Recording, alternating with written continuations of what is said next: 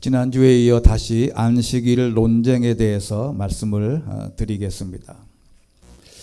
유대인들은 안식일은 정말 목숨과도 같은 것이었습니다. 이것은 모세가 하늘로부터 받은 십계명 안에 너희는 안식일을 거룩하게 지켜라, 이 계명이 있기 때문에 그렇습니다.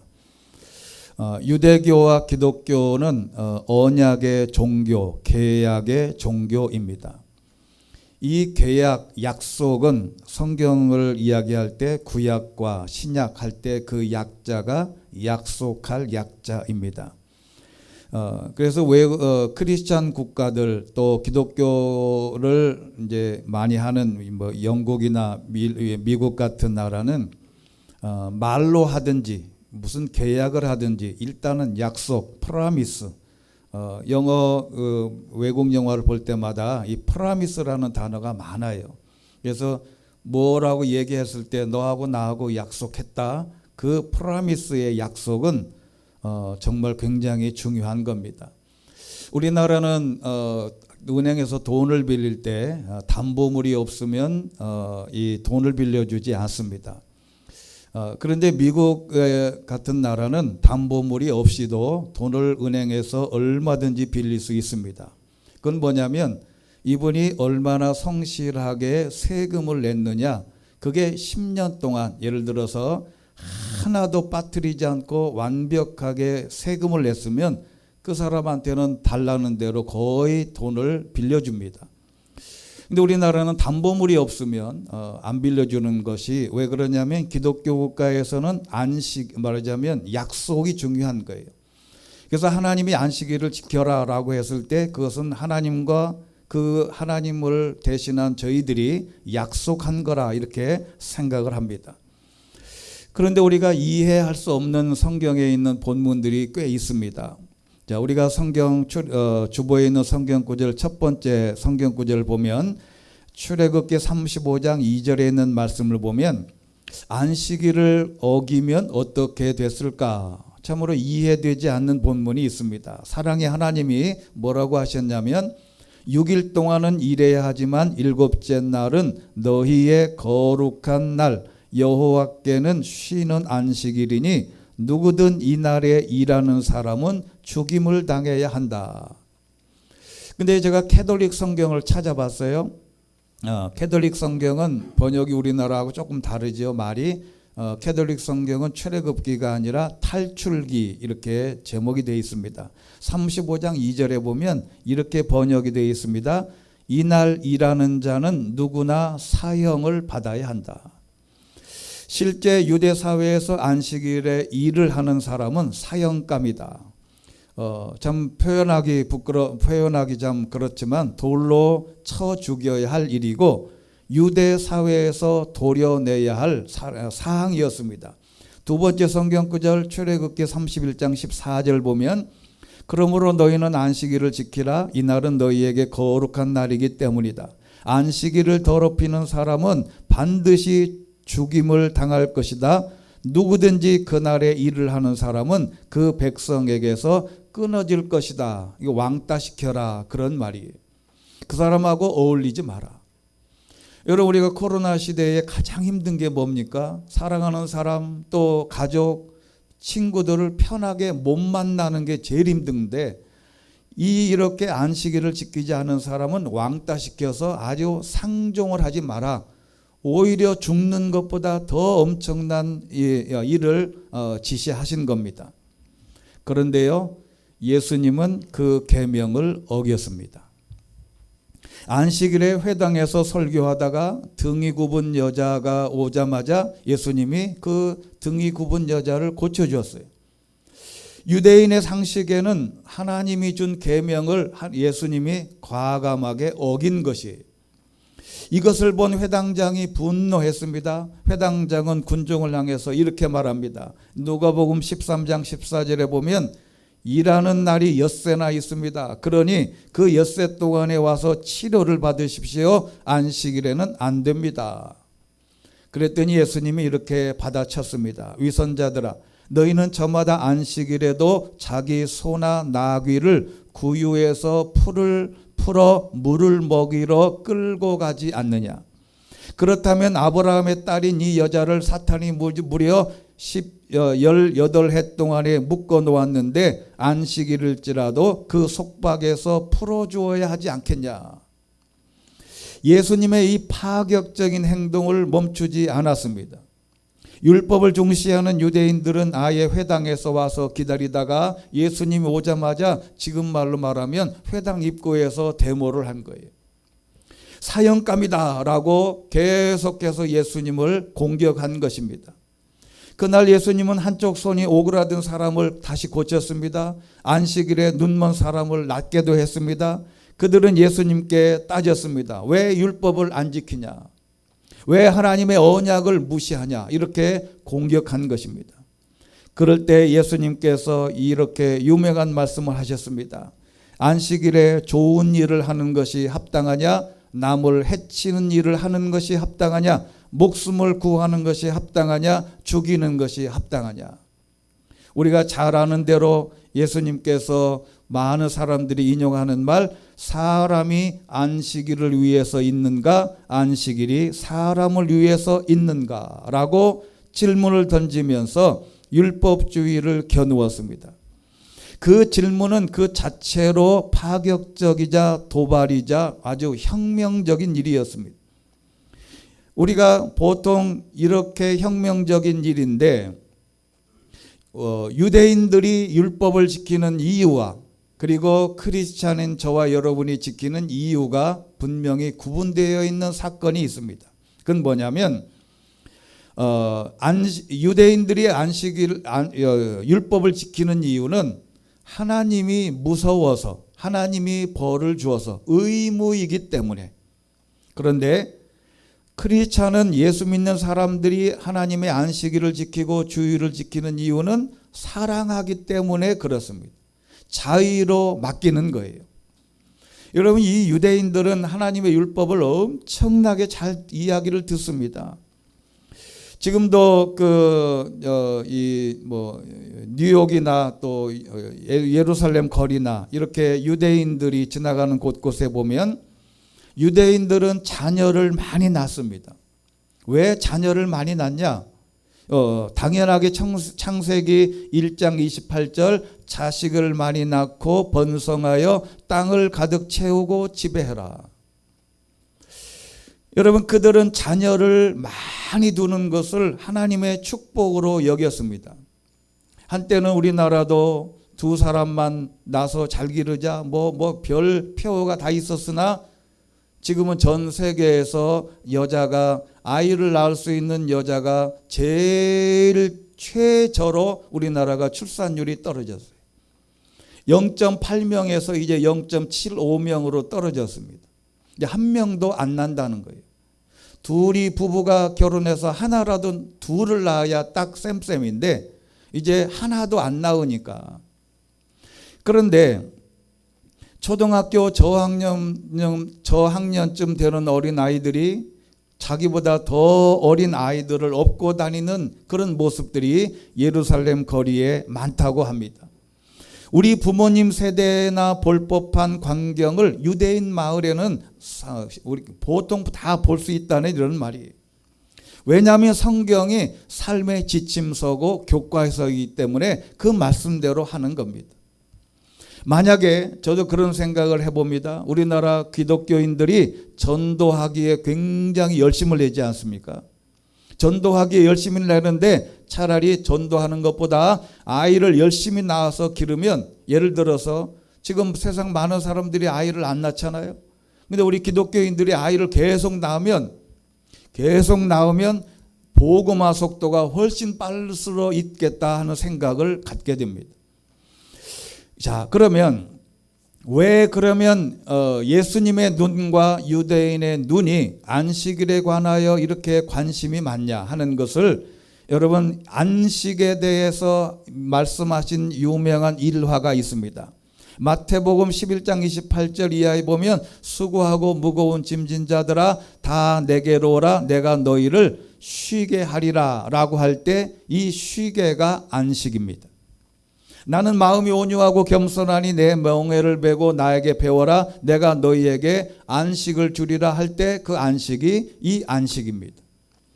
이 안식은 아나파우소라고 하는 헬라어인데 힘을 회복하고 집중하기 위해 어떤 동작이나 노동을 멈추게 하는 것인데, 바로 이 안식이라는 개념은 철저하게 하나님 앞에 순종하는 것에 대한 안쉼을 우리에게 말씀하고 있는 것입니다. 우리가 기독교의 영성의 핵심을 한마디로 표현하면 전적인 위탁, 전적인 항복입니다. 예수님께서 겟세마네 동산에서 기도할 때 내 뜻대로 마시고 아버지의 뜻대로 하옵소서라고 할 때 전적인 항복을 말합니다. 우리는 하나님의 말씀대로 순종하고 오랫동안 신앙생활을 한다고 하면서도 사람마다 자기의 뜻이 너무 많습니다. 내 뜻이 너무 많아서 경상도 말로 속이 시끄러워요. 속 시끄러워. 그래서 내 뜻과 상대방 뜻이 부딪히면 그걸 못 참아서 분노하고 화나고 밤에 잠을 못 잡니다. 옆에 있는 친구와 뜻이 안 맞은 것 때문에도 밤을 못 자는데 하나님의 뜻에 맞지 않는 것은 아예 신경을 안 써요. 사실 우리는 하나님의 뜻에 대해서 전적인 항복하는 것이 우리의 믿음의 길에서 굉장히 중요한 요소가 된다는 겁니다. 우리의 삶은 늘 갈림길이에요. 왼쪽으로 갈지 오른쪽으로 가야 될지 모릅니다. 그때마다 마음이 출렁입니다. 그 갈림길에서 내 뜻대로 마시고 아버지의 뜻대로 하옵소서라고 모든 걸 내맡기면 그 마음에 편안해지는데, 이게 바로 안식이라는 겁니다. 자, 여러분, 또 다른 안식이 있는데 아주 중요한 오늘의 말씀과 연결고리가 있습니다. 예를 들어서 부부가 있다고 합시다. 부부싸움을 합니다. 부부싸움을 할 때는 정말 치열하게 싸울 때도 있습니다. 부부싸움을 하면 참으로 마음이 불편하지 않아요. 굉장히 불편해요. 얼굴 마주하기도 불편하고 답답합니다. 그런데 어느 순간에 이 문제를 해결하고 나면, 화해하면 마음이 편안해집니다. 이게 안식이에요. 사람과의 관계가 회복되는 게 안식인데, 또한 자녀와 갈등이 있다고 합시다. 이 자녀와 갈등이 너무 심해서 죽여 살려 그냥 내가 낳은 자식인데도 마음에 안 들어 굉장히 다투고 매를 때리고 서로 다투다가 누군가가 회복을 해서 잘 이렇게 화해하고 나면 마음이 편안해져요. 이게 안식입니다. 직장에서 동료와 이웃과 불편한 관계를 해결하면, 직장에 갔을 때 저 인간 보기 싫어서 정말 직장에 가기 싫은데 그 사람하고 어떻게 좋은 관계로 회복이 되면 마음이 편안해져요. 그게 바로 안식입니다. 그래서 누군가를 불편하게 하는 것은 아주 잘못된 것인데, 원인을 제공하는 것이 첫 번째로 나쁩니다. 그리고 이기심에 사로잡혀 자기만의 이익을 내세우면 더 불편한데, 이걸 이제 하나님의 말씀 안으로 끌고 들어와서 나아가서 우리는 하나님과의 관계를 생각해 봐야 한다는 겁니다. 여러분, 사람들과의 관계가 깨지거나 그러면 그걸 어떻게 회복될까, 어떻게 할까 고민을 많이 하는데, 하나님과의 관계가 깨지면 이걸 어떻게 회복할까를 고민해 보자는 겁니다. 오늘에 있는 성경에 있는 말씀 30절에 있는 말씀이 있습니다. 하나님의 성령을 근심하게 하지 말아라. 이게 오늘 주제입니다. 여기 근심하게 하지 말라, 이 말은 헬라어로 리페오라고 하는 말인데 슬프게 하다라는 말이랍니다. 그러니까 하나님의 성령님을 불편하게 하지 말라는 거예요. 하나님의 성령을, 하나님과의 관계를, 하나님을 불편하게 하면 누가 손해를 보냐? 저와 여러분이 손해를 본다, 이렇게 이야기하는 겁니다. 그래서 하나님을 불편하게 하지 말고 성령님을 슬프게 하지 말아라. 미국에 있는 기독교 사이트 크로스워크라고 하는 사이트가 있습니다. 그 사이트를 점검하다가 성령을 슬프게 만드는 6가지 사항을 이렇게 제목만 올라와 있는 것을 제가 깊이 더 연구를 했습니다. 자, 그러면 성령님을 슬프게 하는 일 첫 번째가 뭘까? 그거는 부정적인 말이 성령님을 슬프게 한다고 합니다. 부정적인 말. 오늘 29절에 있는 말씀입니다. 더러운 말은 어떠한 것도 여러분의 입 밖에 내지 말고 오직 성도를 세워주는 데 필요한 대로 선한 말을 해서 듣는 사람에게 은혜를 끼치도록 하십시오. 여기 더러운은 사용하기에 부족한 말을 말하고, 선한 말은 은혜로운 말 그대로 좋은 말입니다. 덕을 세운다는 말은 건축한다라는 말인데, 사람의 우리가 성경에 있는 대로 다른 사람들에게 선한 말을 해서 은혜를 끼치도록 세워줘라. 더러운 말을 하면 상대방이 무너집니다. 그래서 좋은 말을 해라. 하나님의 사람들은 성령님을 슬프게 하는 방법은 더러운 말을 입에 달고 사는 것을 말합니다. 요즘에 그 현대에는 참 우리 중고등학교 학생들이 참 이렇게 대화를 하는 거 보면,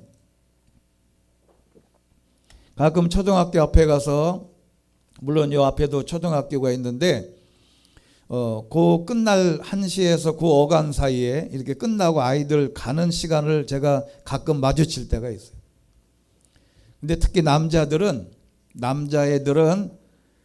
참으로 표현하기 힘든 말로 말끝마다 욕을 담아요.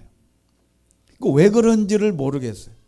자기가 세다는 것을 어떻게 표현하려고 그러는 건지, 아니면 집에 가서도 그러는 건지, 어떻게 왜 그렇게 하는지는 이유를 모르겠어요. 그냥 입에는 얼마나 쌍스러운 욕지거리를 아주 담아서 말을 해요. 무엇을 얘기해놓고 뭐라고 무슨 말을 해놓고 말을 해놓고 강아지야 이렇게 계속 그렇게 말을 해요.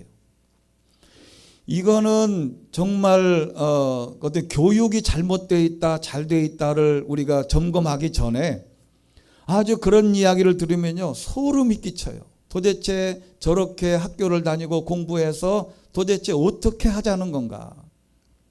그런데 이게 나이가 들고 또 어른이 돼서도 이 말마다 욕은 입에 담지 않지만 우리의 입술로, 우리의 입으로 정말 많은 불평과 불만을, 더러운 말들을 쏟아낼 때가 너무 많습니다. 이것에 대한 샘플을 보여주는 게 출애굽 사건이에요. 여러분, 이스라엘 백성들이 애굽에서 나와서 광야 생활할 때 불평불만이 끊이질 않았어요. 그들을 노예에서 구원해 주시고 아무것도 존재하지 않는 땅에서 그들에게 공급해 주시는 하나님께 집중하지 않고 잘못된 점만 발견해 나갔습니다.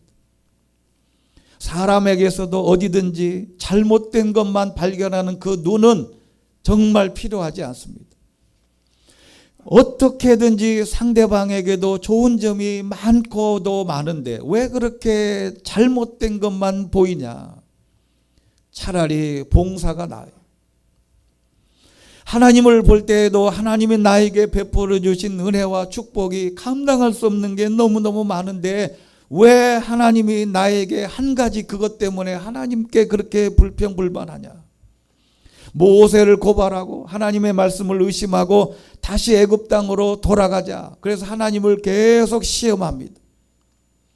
결국 그때의 이스라엘 백성들이 원망하고 불평해서 애굽에서 나올 때 20세 이상 된 성인은 여호수아와 갈렙 빼고 다 광야에서 죽게 된 이유가 원망과 불평해서 그렇습니다. 이 말은 원망과 불평, 더러운 말을 하면 천국에 못 간다는 말과 같은 말이에요. 히브리서 3장 7절에 있는 말씀 보면 너희는 조상들이 거기서 40년 동안 불신해서 나를 시험했다. 부정적인 말은 믿음 없는 말이 되는 것이고 마음이 완고해서 하나님을 슬프게 하는 것이라고 말을 합니다.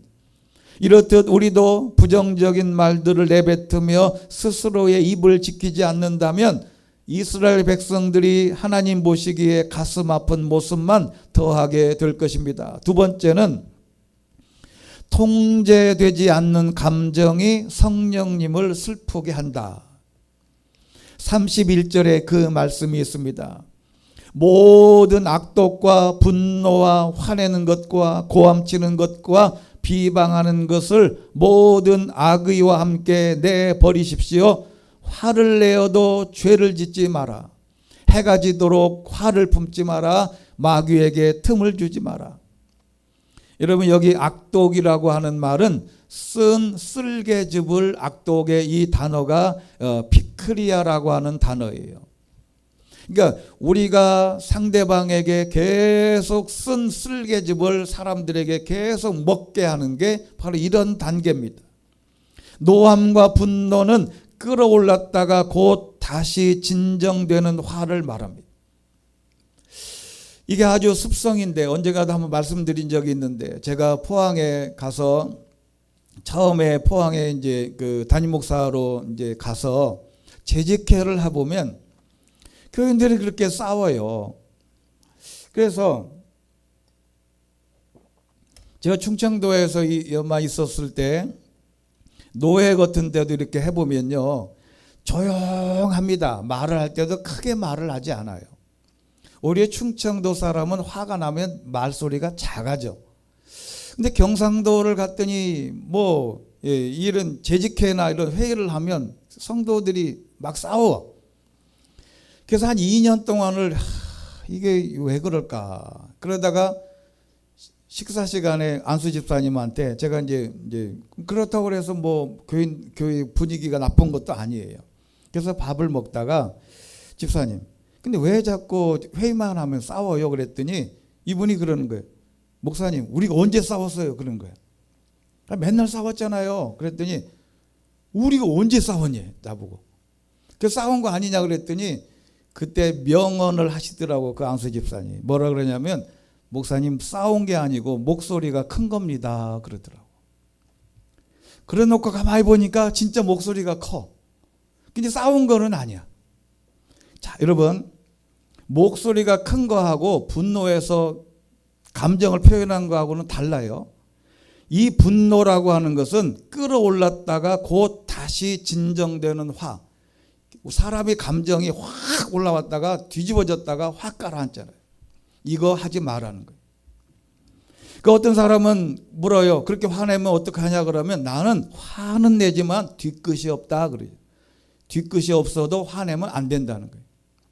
그 뒤끝 때문에, 뒤끝이 없어도 화낼 때 그 화내는 것으로 인해서 상대방에게 입안 가득히 쓸개즙을 확 집어넣는 것과 같다는 말이죠.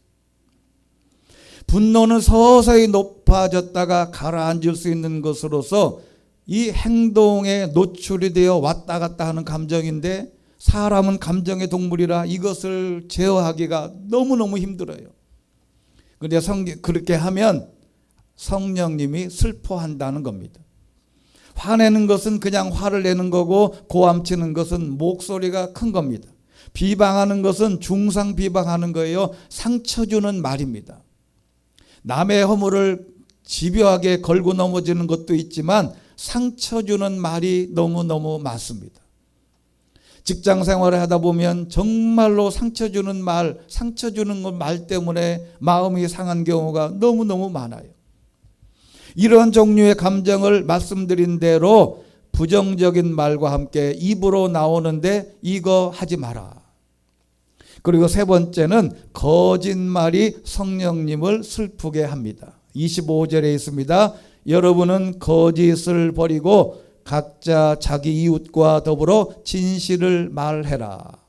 거짓은 고의적인 거짓말입니다. 그냥 말 그대로 거짓말이고, 참된 것은 그냥 객관적인 진리를 말합니다. 거짓말을 하지 말고 객관적인 진리를 말하고, 적어도 주관적이라고 하면 자신이 경험해 본 진실만을 말하라는 겁니다. 기독교인들도 가끔 거짓말을 하고 있습니다. 이것은 인정하기 어려운 부분이긴 하지만 사소한 거짓말이라도 하면 성령님이 슬퍼한다. 그리고 네 번째는 아주 중요한 요소가 있습니다. 에베소서 5장 6절 네 번째 성경 구절을 가만히 살펴보시면 이런 구절이 있어요. 속임수에 넘어가는 것이 성령님을 슬프게 한답니다. 아무도 허황된 말로 여러분을 현혹하지 못하게 해라. 여러분 이게 굉장히 중요한 것인데요. 하나님의 진리와 하나님의 말씀을 잘못 알고 있어서 속는 것도 성령님을 슬프게 하는 것이다. 즉 심하게 말하면 이단에 빠지는 것도 성령님을 슬프게 하는 거예요. 자, 여러분 신앙생활 오래 하고 또 이렇게 성경 공부를 오래 한 사람은 상대방이 이단이 뭐 신천지나 누가 와서 성경 공부를 딱 1시간만 해보면 알아요. 바로 압니다. 그거는 오래 신앙생활하고 성경을 깊이 신앙생활의 이 수준이 높은 사람은 그 사람이 딱 말을 할 때 금방 알아차려요. 이건 잘못된 거다. 거기에 넘어가는 거 하면 안 된다는 거예요. 이런 요즘에 보이스피싱이 유행합니다. 물론 속이는 사람이 나쁘죠. 아주 요즘에는 여러분 폰으로 뭐 문자가 오거나 무슨 앱을 깔라고 하거나 무슨 뭐 이렇게 할 때는 거기는 아무거나 클릭하면 안 돼요. 클릭을 눈으로 누르는 순간에 그 앱이 깔리는 순간에 나에 있는 모든 정보, 나한테 있는 모든 전화번호, 모든 게 다 그 사람한테 넘어가요. 그래서 그 전화로 내가 국세청에 전화를 하면 국세청 전화번호 똑같습니다. 확인해 보면 인터넷 검색하면 국세청 전화번호가 나와요. 그 번호를 찍어도 그 번호가 전화 거는 순간에 그 앱으로 빼간 그 사람 폰으로 연결이 돼서 그 사람이 받아. 그러니까 전화한 사람은 100% 믿는 거죠. 왜냐하면 인터넷 검색해 보니까 그 국세청 전화번호 똑같지요. 내가 그 번호로 전화했는데 그대로 받지요. 중간에서 가로채는 거죠. 그런데 더 성경에는 뭐라 그러냐면 거기에 속는 것도 나쁘다는 거예요. 이것은 그냥 돈 얼마 뺏기는 것도 괜찮지만 이렇게 진리에 대해서 진리를 잘못 알고 거기에 속아 넘어가는 것이 나쁘다.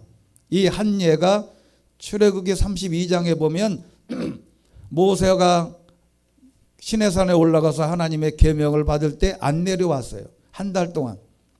안 내려오니까 아론이 뭐라 그랬냐면 금송아지를 만들어 가지고 이분이 너희들 인도해낸 하나님이다 그랬더니 그 이스라엘 백성들이 다 거기에다가 그를 하나님인 줄 알고 섬겼다. 이게 잘못한 거라는 거예요.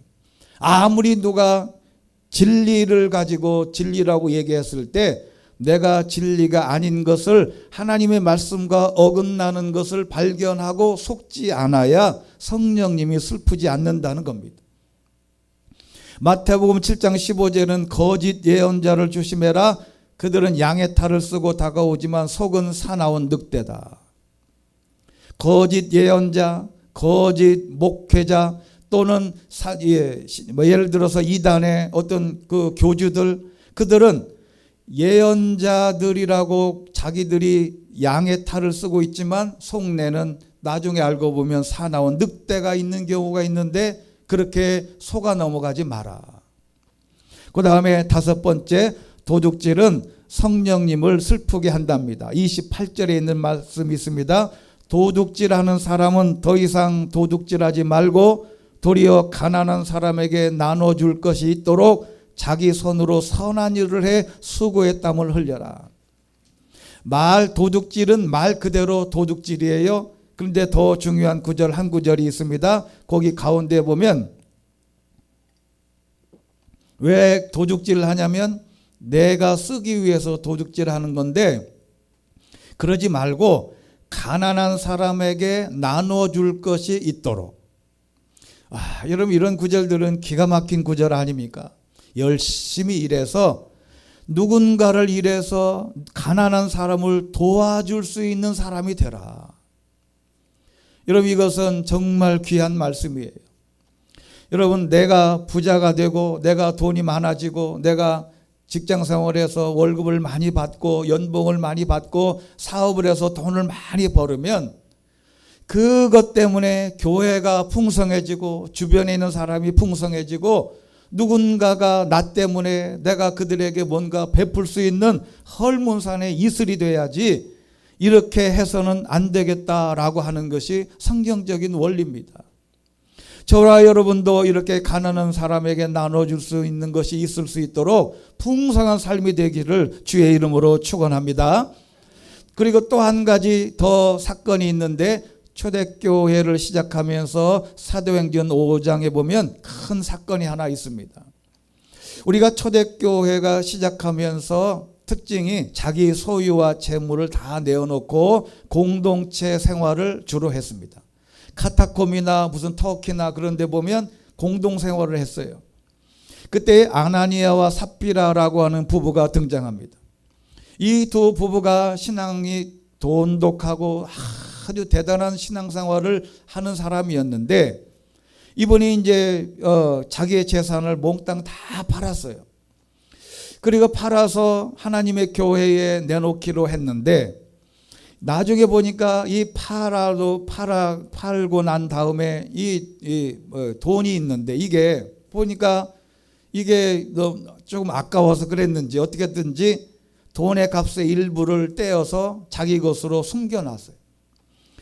그래 놓고 가서 이게 우리가 재산을 다 처분한 겁니다 라고 했더니, 베드로가 이렇게 말합니다. 6번째 성경 구절, 사도행전 5장 3절, 베드로가 말했습니다. 아나니아야, 어떻게 내가 사탄에게 마음을 빼앗겨 성령을 속이고, 이게 바로 하나님을 슬프게 한 일이다 라는 거예요. 땅값으로 받은 돈의 일부를 내 것으로 몰래 숨겨놨냐? 4절 말씀 보면 그 땅에 팔기 전에는 내 거였지만 팔고 난 뒤에도 내 마음대로 처분할 수 있지 않았냐? 근데 왜 이렇게 했냐? 그랬더니 이 아나니아가 아닙니다, 그런 적이 없습니다 라고 하자마자, 이 말을 듣자마자 쓰러져 불행하게도 죽었어요. 그때 청년들이 들어와서 그 시신을 싸서 나가서 묻어주고 3시간 만에 돌아왔을 때, 아내가 무슨 일이 일어나는지 모르고 들어왔을 때 아내에게 물었습니다. 너는 어떻게 해서 서로 짜고 주의 영을, 성령을 시험하려고 했냐? 내 남편을 묻은 사람들이 문 앞에 있으니 이번에는 너를 메고 나갈 것이다. 주의 영을 시험하고 하나님을 속이고 하나님의 것을 도둑질한 것에 대한 형벌이 이렇게 내려졌다는 겁니다. 하루아침에 성실했던 부부가 왜 이렇게 된 것인가? 많은 성경학자들이 이 부분에 대해서 의문을 가지고 연구했습니다. 왜 그랬을까? 그래서 많은 성경 신학자들이 이렇게 결론을 냈습니다. 초대교회가 바로 서기 위해서 하나님이 샘플로 삼으신 거다. 그 샘플이 저와 여러분에게도 해당된다는 것을 잊으시면 안 됩니다. 사실 우리는 신앙생활 하다가 욕도 많이 하고 더러운 말도 많이 하고 거짓말도 많이 하고 도둑질도 하고 이런 사람들이 세상에 잘 되잖아요. 그런데 그 잘된 것 때문에 우리가 시험당할 때가 있어요. 내가 이렇게 성령님을 속이지 마라, 이렇게 열심히 살아야 되냐. 그런데 우리는 신앙인들로서 하나님의 성령을 슬프게 하지 말고 하나님의 것에 대해서, 하나님께 대해서 이렇게 믿음으로 각 자신을 갖고 나가는 것이 더 필요한 것입니다. 그리고 마지막 6번째, 오늘에 있는 성경구절, 7번째 성경구절, 에베소서 5장 18절입니다. 술 취하지 말라. 잘못하면 방탕에 빠지기 쉽습니다. 오히려 성령으로 충만하게 되십시오. 저는 이 성경을 읽을 때마다 참 이해되지 않을 때가 있어요.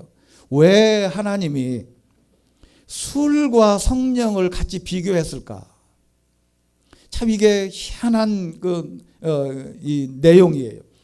여러분, 그 이유가 왜 그랬을까라고 했는데, 그 원본이 고린도전서 11장 20절에 있습니다. 8번째 성경 구절 보면 이런 구절이 있어요.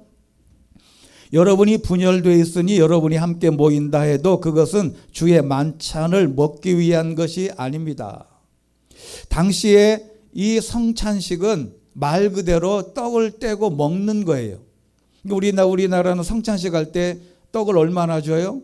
요만큼 주잖아요. 요만큼. 때로는 그게 이빨 사이에 끼어가서 안 넘어갈 때도 있지요. 너무 조금 줘요. 그래서 어떤 교회들은 아예 그냥 빵을 그냥 이렇게 확 찢어가지고 그래서 원래 그렇게 주는 거예요. 빵을 그냥 잔뜩 놓고 같이 먹는 겁니다. 근데 21절에 있는 말씀 보면 이런 말씀이 있어요. 이는 먹을 때 사람마다 제각기 자기 음식을 먼저 먹어서 어떤 이는 배고프고, 그러니까 다 먹어 치우니까 늦게 온 사람들 못 먹어요. 그러니까 배고프고, 어떤 이는 술에 취하기 때문입니다. 그 당시에 성만찬 만찬을 하면서도 술을 너무 많이 마셔가지고 취한 사람들이 많았다는 거예요. 여러분, 이게 인간의 술 취함의 속성입니다.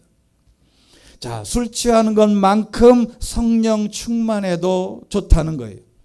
술 취하다는 말은 제가 성경을 깊이 연구하다 보니까 메디오라고 하는 말인데, 말 그대로 포도주를 많이 먹고 정신이 혼미해질 정도의 상태를 말합니다. 그런데 이 뜻이 기가 막힌 뜻이 있어요. 은유적으로 지나치게 피를 흘리거나 살인한 자라는 뜻이 있습니다. 술 취하면 지나치게 피를 흘리거나 살인할 수가 있다는 겁니다. 음주운전. 이 술 먹고 하는 모든 행위들이 우리나라에 너무너무 많아요. 술 취하면 살인자도 되기 쉽다라는 것에 따라서 성령에 취하는 사람이 되면 좋겠다. 그래서 오늘 23절 심령으로 새롭게 돼 하나님에 따라 의와 진리의 거룩함으로 지으심을 받은 새 사람을 입으라. 새롭게 되어 할 때 이 말은 개혁하다라는 말이에요. 많은 사람들이 하는 말 개혁, 많은 정치인들이나 많은 기업가들이나 많은 종교인들도 개혁을 하라라고 말을 하는데 바로 개혁입니다. 새 사람을 입으라, 개혁하라라는 것이에요. 그것은 이 모든 부분을 성령님에 취할 수 있는 것이 성령님을 기쁘게 하는 것이라고 성경에서 언급하고 있는 것입니다. 마지막 예를 하나 들고 말씀을 맺겠습니다. 미국의 대통령이었던 아이젠하워는 이 낚시를 아주 즐겼다고 합니다. 이 전통적으로 미국 대통령들은 골프를 잘 쳤는데, 우리나라의 대통령들 중에는 골프도 치고 어떤 분은 테니스를 쳐가지고 그분이 대통령 할 때는 무슨 모든 부대마다 테니스장을 다 만들었어요. 근데 지금은 다 없앴어요. 그분이 테니스를 열심히 칠 때, 아파트를 질 때 아파트 앞에다가 테니스장을 다 만들어 놨어요. 지금은 다 아파트에서 시끄럽다고 다 없애요. 근데 이 아이젠하워는 낚시에 유일하게 골프도 치긴 했는데 늘 낚시를 즐겼다고 그래요. 그래서 한 친구가 내기를 했답니다. 이 아이젠하워가 낚시를 워낙 잘하기 때문에 낚시 한 번 가면 2, 30마리 잡는 거는 일도 아니에요. 근데 하루는 친구가 와가지고 내기를 했어요. 10마리 이상 내일 고기를 낚으면 먼저 무슨 내기를 한 거예요. 그래서 아이젠하워가 자기는 낚시터에 가서 2, 30마리 낚는 거는 껌딱지니까 내기를 했어요. 근데 그 이튿날 아침에 가서 아이젠하워가 아무리 낚시를 해도 낚시질을 하고 그 좋은 방법으로 미끼를 써서 유인을 했는데도 한 마리도 못 잡은 거예요. 아니 도대체 친구한테 물었어요. 야, 네가 왜 고기들을 다 다른 데로 대피시켰냐? 아니면 고기들에게 광고했냐? 오늘 들어오는 미끼는 물지 마라. 얘기를 했냐? 와서 도대체 방법이 왜 그런지를 몰랐어요. 그래서 왜 그랬냐 물어봤더니 이 친구가 이렇게 말을 했답니다. 아주 간단하다. 여러분, 사람들을 시켜서 어제 밤부터 아이젠하워 자네가 낚시질을 하기 바로 직전까지 물고기들이 좋아하는 이 물고기의 밥들을 먹이를 잔뜩 준 거예요. 어젯밤부터 낚시하는 그 순간까지 계속 먹이를 뿌려준 거라. 배부른 물고기들이 뭐가 아쉬워서 네 물고기를 물겠냐 그래. 한 마리도 안 물었어. 우리 인생에 성령이 충만할 때는 세상의 유혹은 아무런 힘을 가지지 못합니다. 하나님이 주신 기쁨, 하나님을 찬양하면서 받은 은혜, 하나님께 내가 드림으로 그 다음에 하나님께서 받게 되는 이런 모든 은혜를 경험하고 나면 세상에 어떤 것이 나를 유혹해도 그 유혹이 우리를 넘어갈 수 없는 것이라는 거예요. 하나님의 우리가 유혹을 이길 힘을 달라고 기도하기보다는 성령으로 충만해지면 모든 악에서 자유로워질 것이라는 게 성경적인 해답입니다. 하나님의 은혜가 충만하면, 하나님의 은혜로 내 마음을 가득 채워놓으면 끝까지 충만이라고 하는 단어는 컵의 끝까지 물을 채우다라는 뜻이에요. 더 이상 담을 것이 없는 끝까지 채우는 것. 성령 충만이라는 것은 그래서 위에서 언급한 6가지 문제를 해결하는 겁니다. 부정적인 말을 하지 말고, 통제되지 않는 감정으로 나의 분노를 노출하지 말고, 거짓말하지 말고, 어떠한 사탄의 속임수에도 넘어가지 말고, 도둑질하지 말고, 술 취하는 것처럼 성령에 충만하면 우리는 하나님을 기쁘시게 하고 성령님을 기쁘시게 하고 성령을 근심하게 하지 않는 믿음의 사람들이 되는 줄로 믿습니다.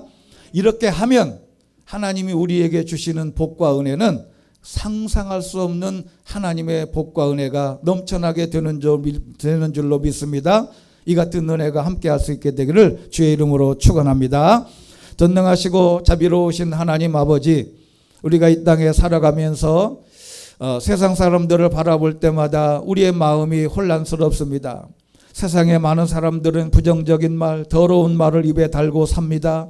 통제되지 않는 감정으로 화도 잘 냅니다. 거짓말도 합니다. 속임수에 넘어가기도 합니다. 도둑질하기도 합니다. 술 취하기도 합니다.